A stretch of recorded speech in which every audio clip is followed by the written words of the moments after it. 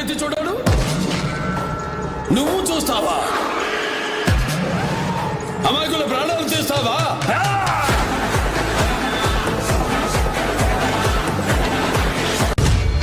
ఒక్కడి స్వార్థం యుద్ధంగా మారి అంతులేని భయాన్ని ఇచ్చింది.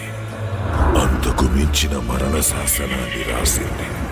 కొన ఊపిరితో బ్రతికున్న ఓ సమూహం తాలూకు నమ్మకం. అలసిపోని ఆశయానికి ఊపిరి పోసేవాడు కొనొస్తాడని. ఆగని యుద్ధాన్ని యుగాల పాటు పిడికిలి బిగించి. వీళ్ళని చూస్తే దున్నపోతుల్లా కలిసి వందల సంఖ్యలో ఉన్నారు. వాళ్ళని ఇక్కడ ఉండడానికి ఒప్పుకుంటే ఈ ఊరే నాశనం అయిపోతుంది. కానీ ఆ దైవం